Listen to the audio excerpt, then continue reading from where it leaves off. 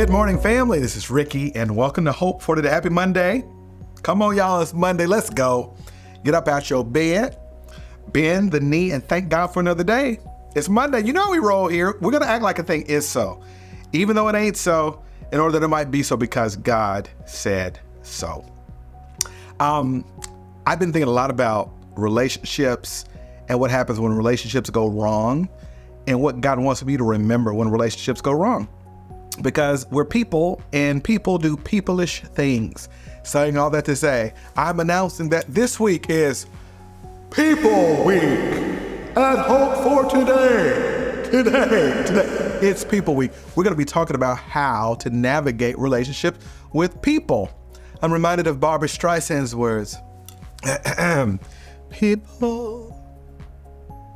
People who need people are the luckiest people. Sorry, but I wrote it down. I thought it would land, and that joke did not land. So how do we navigate relationships with people when people are doing peopleish things? Lesson number one, always be charitable. Always be charitable. Galatians chapter 6, verse 2 says, bear one another's burdens and so fulfill the law of Christ. One of the things that you have to be steady with in your walk with people, wife, kids, coworker, is to always show up with a spirit of charity, meaning that you help and you meet needs and you minister. It is essential for the fabric to any relationship is this idea of charity and hospitality. Galatians 6 is a wonderful chapter. It's what we call the one another chapter, because there's literally dozens of one another verses where Paul admonishes us to remember to show up for others the way that you would want them to show up for you. And here he says, bear one another's burdens. It's the idea of being charitable. Here's the point.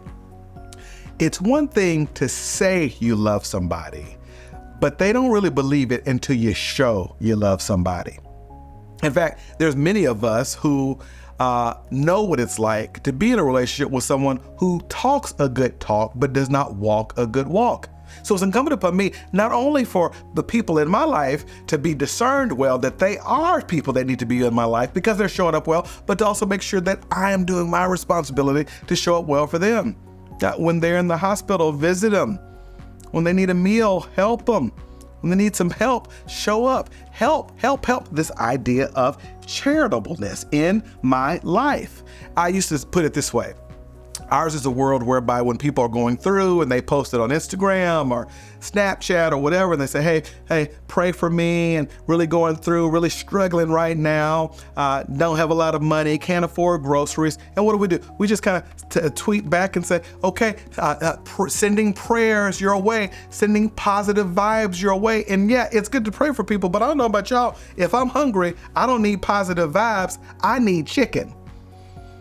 And I think too many of us get caught up in the scenario of thinking that our speech is good enough when Jesus has called us to action. You want to be a good friend. You want to be a good relative. You want to be a good mom. You want to be a good dad. You want to be a good kid.